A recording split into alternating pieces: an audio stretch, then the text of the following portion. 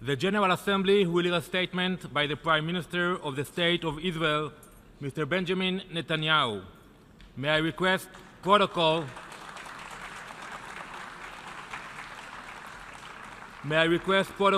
to escort His Excellency.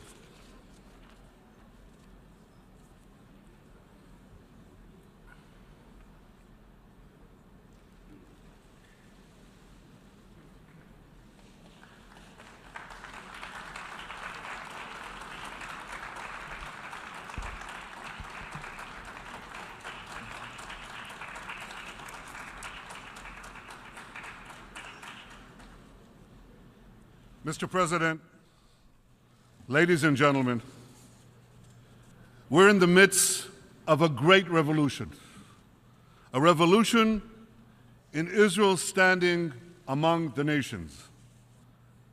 This is happening because so many countries around the world have finally woken up to what Israel can do for them.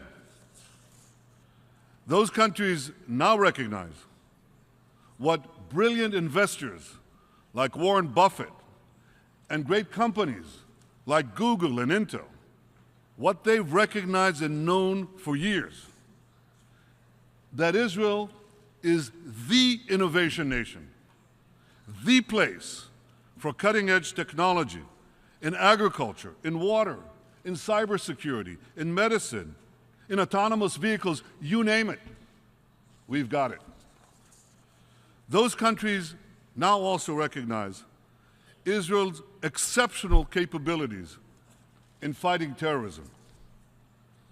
In recent years, Israel has provided intelligence that has prevented dozens of major terrorist attacks around the world. We have saved countless lives. Now, you may not know this, but your governments do. And they are working closely together with Israel to keep your country safe and your citizens safe. I stood here last year on this podium, and I spoke about this profound change in Israel's standing around the world. And just look at what has happened since, in 1 year.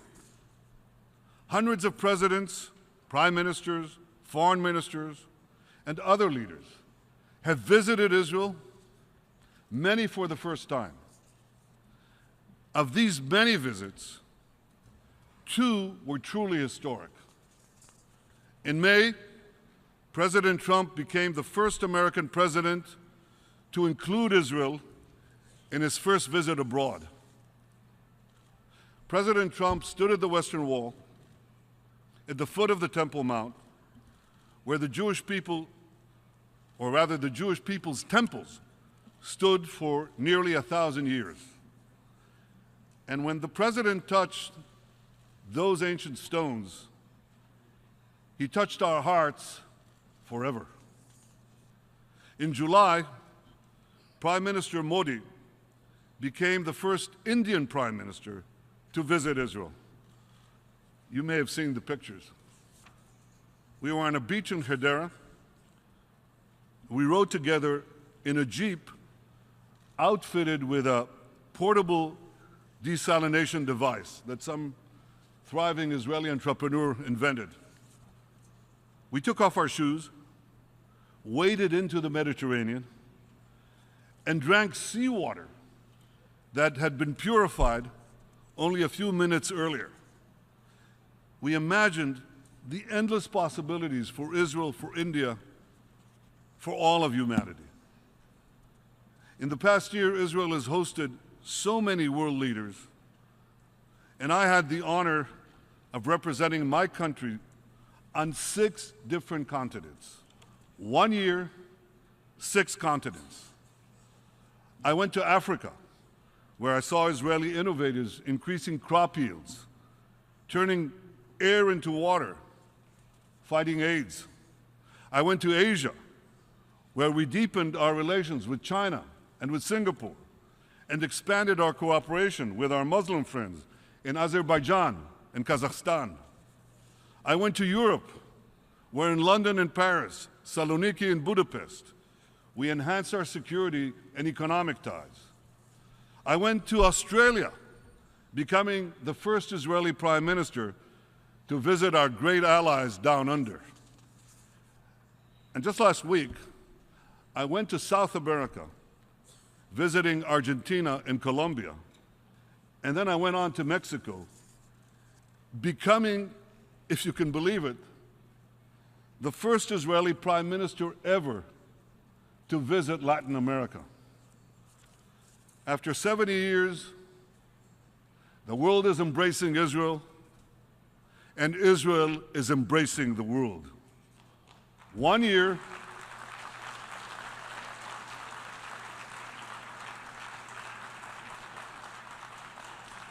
one year, 6 continents. Now, it's true. I haven't yet visited Antarctica, but one day I have to go there.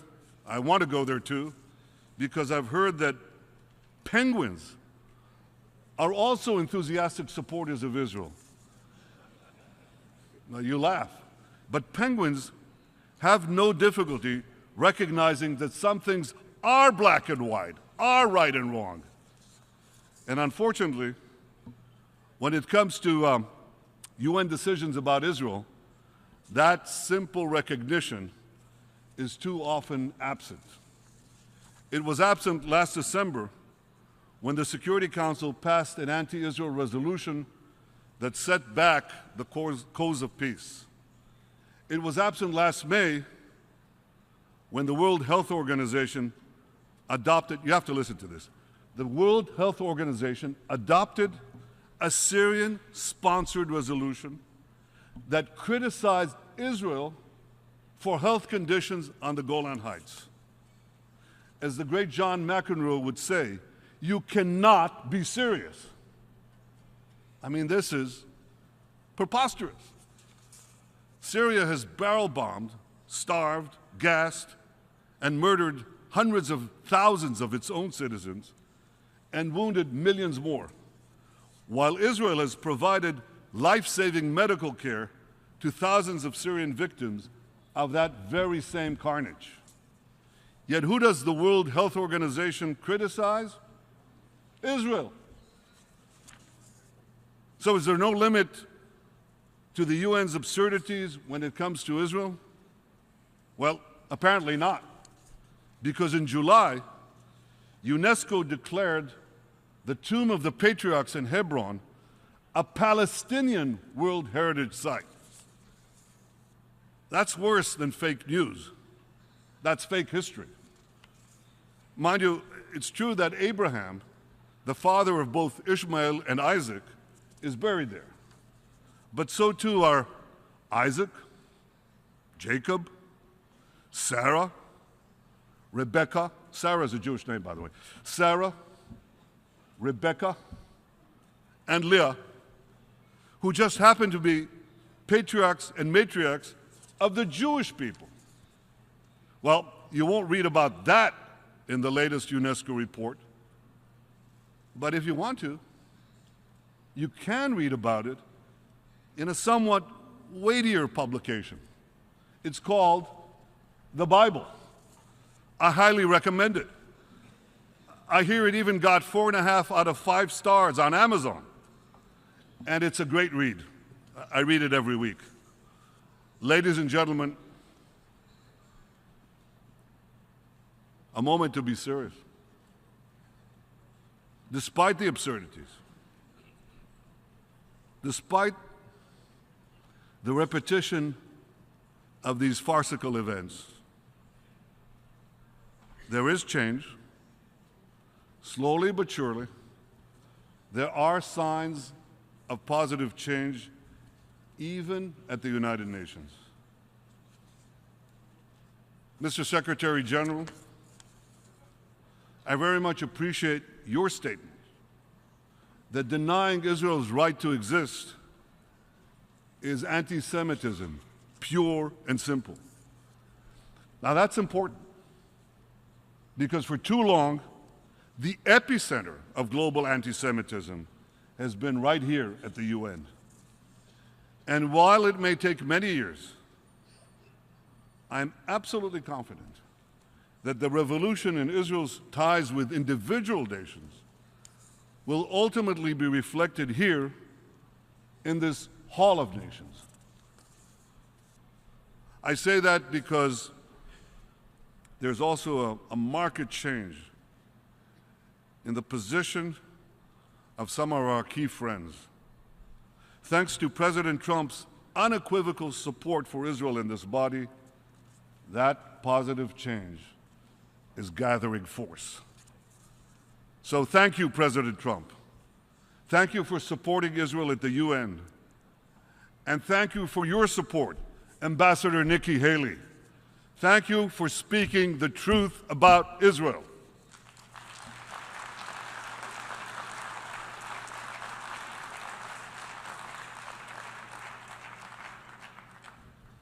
But ladies and gentlemen, here at the UN, we must also speak the truth about Iran, as President Trump did so powerfully this morning. Now, you know, I've been ambassador to the UN, and I'm a long-serving Israeli prime minister, so I've listened to countless speeches in this hall. But I can say this: none were bolder, none were more courageous and forthright than the one delivered by President Trump today. President Trump rightly called the nuclear deal with Iran, he called it an embarrassment. Well, I couldn't agree with him more. And here's why. Iran vows to destroy my country every day, including by its chief of staff the other day. Iran is conducting a campaign of conquest across the Middle East, and Iran is developing ballistic missiles to threaten the entire world. 2 years ago, I stood here and explained why the Iranian nuclear deal not only doesn't block Iran's path to the bomb, but actually paves it. Because the restrictions placed on Iran's nuclear program have what's called a sunset clause. Now, let me explain what that term means. It means that in a few years, those restrictions will be automatically removed, not by a change in Iran's behavior, not by a lessening of its terror or its aggression. They'll just be removed by a mere change in the calendar. And I warned that when that sunset comes, a dark shadow will be cast over the entire Middle East and the world, because Iran will then be free to enrich uranium on an industrial scale, placing it on the threshold of a massive arsenal of nuclear weapons. That's why I said 2 years ago that the greater danger is not that Iran will rush to a single bomb by breaking the deal, but that Iran will be able to build many bombs by keeping the deal. Now, in the last few months, we've all seen how dangerous even a few nuclear weapons can be in the hands of a small rogue regime.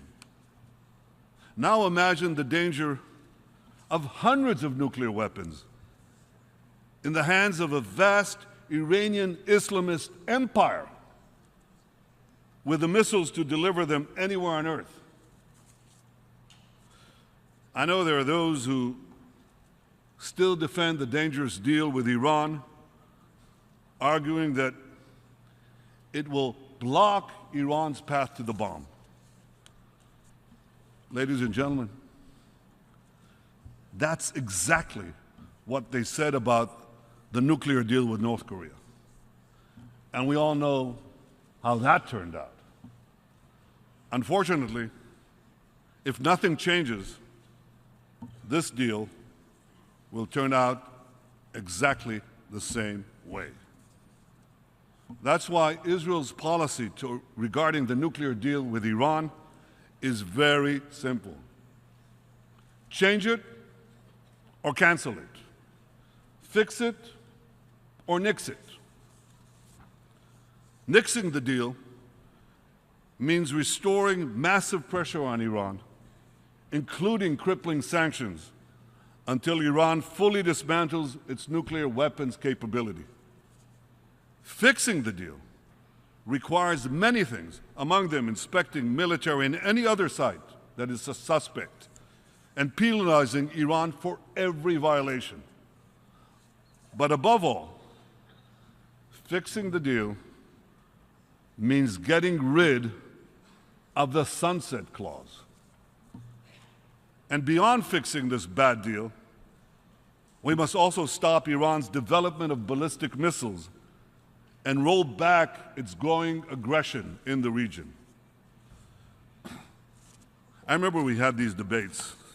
As you know, I took a fairly active role in them. And many supporters of the deal naively believed that it would somehow moderate Iran. It would make it a responsible member, so they said, of the international community. Well, you know, I strongly disagreed. I warned that when the sanctions on Iran would be removed, Iran would behave like a hungry tiger unleashed, not joining the community of nations, but devouring nations, one after the other. And that's precisely what Iran is doing today. From the Caspian Sea to the Mediterranean, from Tehran to Tartus, an Iranian curtain is descending across the Middle East. Iran spreads this curtain of tyranny and terror over Iraq, Syria, Lebanon, and elsewhere, and it pledges to extinguish the light of Israel.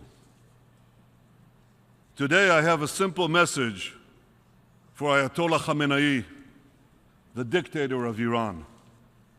The light of Israel will never be extinguished.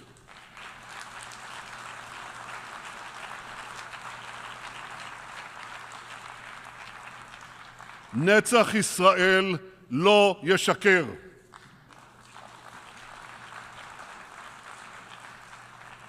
Those who threaten us with annihilation put themselves in mortal peril.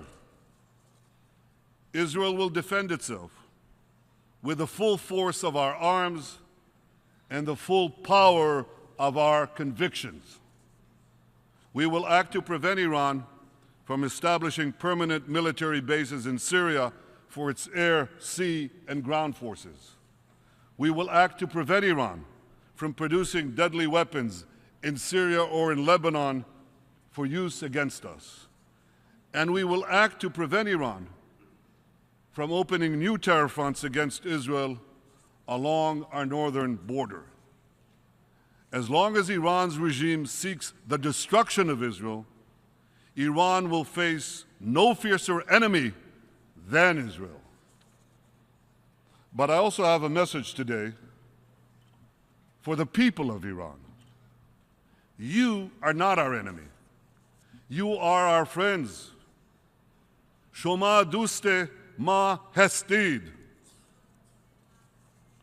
One day, my Iranian friends, you will be free from the evil regime that terrorizes you, hangs gays, jails journalists, tortures political prisoners, and shoots innocent women like Nida Sultan, leaving her choking on her own blood on the streets of Tehran. I have not forgotten Nida. I'm sure you haven't too. And so, the people of Iran, when your day of liberation finally comes, the friendship between our two ancient peoples will surely flourish once again. Ladies and gentlemen, Israel knows that in confronting the Iranian regime, we are not alone. We stand shoulder to shoulder with those in the Arab world who share our hopes for a brighter future. We've made peace with Jordan and Egypt, whose courageous president, Abdel Fattah al-Sisi, I met here last night. I appreciate President al-Sisi's support for peace, and I hope to work closely with him and other regions and other leaders in the region to advance peace. Israel is committed to achieving peace with all our Arab neighbors, including the Palestinians. Yesterday, President Trump and I discussed all of this, at great length. I appreciate President Trump's leadership, his commitment to stand by Israel's side, his commitment to advance a peaceful future for all. Together we can seize the opportunities for peace, and together we can confront the great dangers of Iran. The remarkable alliance between the United States and Israel has never been stronger, never been deeper. And Israel is deeply grateful for the support of the Trump administration, the American Congress, and the American people. Ladies and gentlemen, in this year of historic visits and historic anniversaries, Israel has so much to be grateful for. 120 years ago, Theodor Herzl convened the first Zionist Congress to transform our tragic past into a brilliant future by establishing the Jewish state. 100 years ago, the Balfour Declaration advanced Herzl's vision by recognizing the right of the Jewish people to a national home in our ancestral homeland. 70 years ago, the United Nations further advanced that vision by adopting a resolution supporting the establishment of a Jewish state. And 50 years ago, we reunited our eternal capital, Jerusalem, achieving a miraculous victory against those who sought to destroy our state. Theodor Herzl was our modern Moses, and his dream has come true. We've returned to the Promised Land, revived our language, ingathered our exiles, and built a modern, thriving democracy. Tomorrow evening, Jews around the world will celebrate Rosh Hashanah, the beginning of our new year. It's a time of reflection, and we look back with wonder at the miraculous rebirth of our nation. And we look ahead with pride to the remarkable contributions Israel will continue to make to all nations. You look around you, and you will see these contributions every day. In the food you eat, the water you drink, the medicines you take, the cars you drive, the cell phones you use, and in so many other ways that are transforming our world. You see it in the smile of an African mother in a remote village who, thanks to an Israeli innovation, no longer must walk 8 hours a day to bring water to her children. You see it in the eyes of an Arab child who was flown to Israel to undergo a life-saving heart operation. And you see it in the faces of the people in earthquake-stricken Haiti and Nepal who were rescued from the rubble and given new life by Israeli doctors. As the prophet Isaiah said, "Unetaticha or lagoyim liot yeshuati ad ktseh haaretz." I have made you a light unto the nations, bringing salvation to the ends of the earth. Today, 2,700 years after Isaiah spoke those prophetic words, Israel is becoming a rising power among the nations. And at long last, its light is shining across the continents, bringing hope and salvation to the ends of the earth. Happy New Year, Shana Tova from Israel. Thank you.